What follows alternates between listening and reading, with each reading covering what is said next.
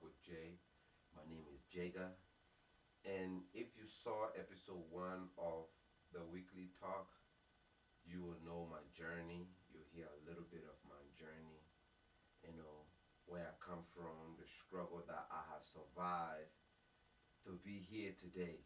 And going from the story that I've told before, from there till now, looking back after we left you know, the Lutheran church in the morning, we had to go somewhere to wash our body, you know, and you could see the river of blood when you wash your body, or you could see the red on the ground and so forth.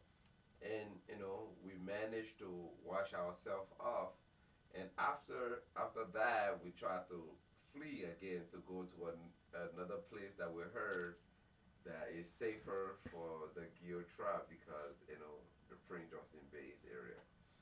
So while we are on our way there, a pickup truck pull up in front of us. They pick us up. Oh man, we were in our pickup truck cross crying, thinking that something gonna happen to us. We were crying, and then apparently there was an uncle of ours that were on the pickup truck that they already knew that he was Gil. Keep in mind, earlier I told you guys that if they find out that you are Gil, that means that your life is in danger.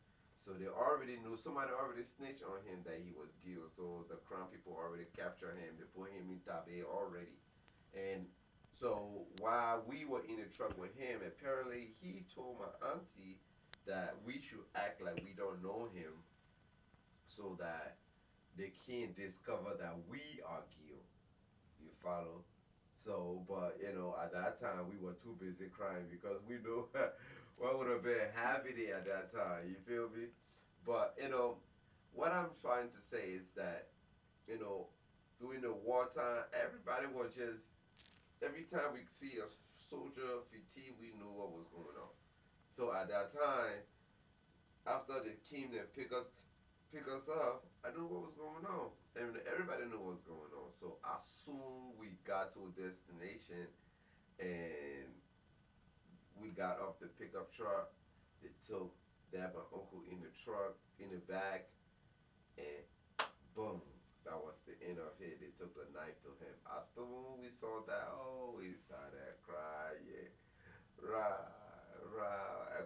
And later on, I found out that the group that captured us was actually Doe brother. You follow?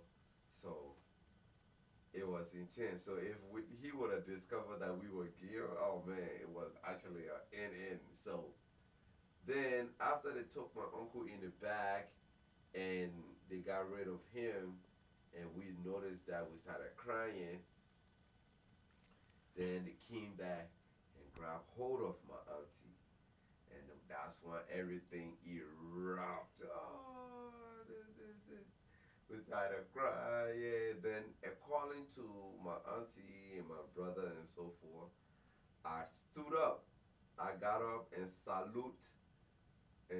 up in front of the old brother, which was the commander or whatever, because he was sitting there in the chair.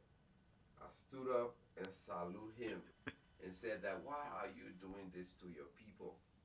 I understand my auntie is Gil, but my father is Krun, and my father is no longer alive. And if you kill my auntie, then who gonna take care of us?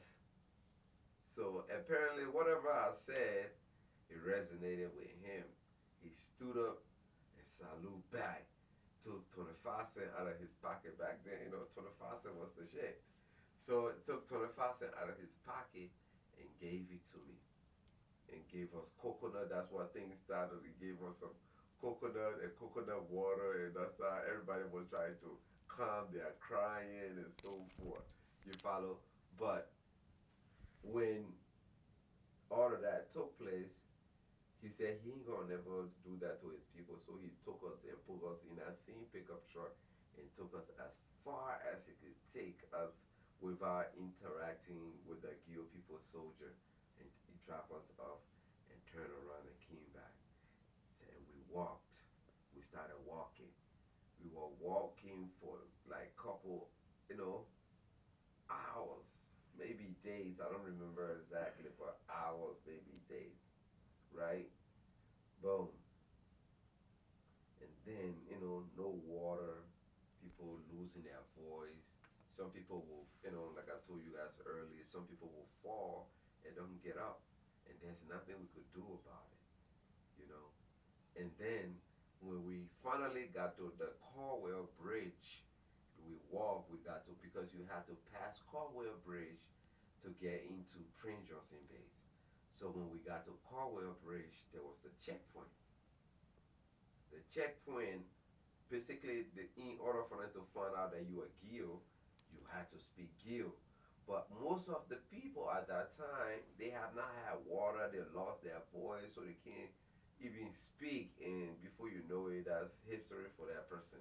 And when we got there, they put us in the same position. My auntie and a few of us had lost our voice. And when they asked my auntie to speak Gil, she couldn't speak Gil. And before you know, rifle were pointing at her. And apparently, again, I stood up and went and spoke Gil to my auntie, and everybody sort of followed it back off, and they let us go into Prince Johnson Base. And we went into Prince Johnson Base. We were there for a while actually. And then I've come to find out one of my family member was there, and he was Prince Johnson advisor. You know, and he was basically bringing us food, bag of rice, you name it, you follow. So, but everything was cool then until some type of normalcy was coming along because again he used to bring us doll, toys, and all of that stuff. But you know, for me, that's what I noticed as a kid: the doll, the toys, and stuff like that. But one night or one afternoon, man, there was so many gunfire, and it was everything again, gunfire all over the place. I later on found out in my adult life that that's when the soldier have captured President Doe, and in our process, my family member also lost his life, and you know we couldn't stay there for a while, and we end up leaving and going back into the interior. We found our way into the interior, and that's how things really got interesting. I learned how to set trap, beating cassava, you know, going to, scratch the ground and plant, you know, what is it, rice. But have you ever eaten like water green for like a whole like 90 days? That shit get annoying. It gets overwhelming. It's too much. You get sick of it. Like the smell of banana these days make me sick. Certain things that you had to eat because there was no food. So we had to do what we had to do for us to survive within that time during the wartime, you know. And when we got to the interior, things got really interesting. So with that said, stay tuned for the next episode, for the weekly talk. And if you like the content on the channel, please like and subscribe, and share your thoughts on the comment section.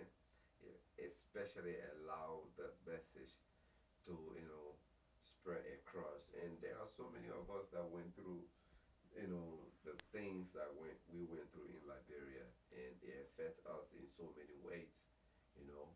And I'm just trying to share my story. Hopefully that based on the things that it does to me now as an adult and how I interact with the world, hopefully will help you to for you to cope with the world. But with that said, again, leave your thoughts, your comment in the comment section.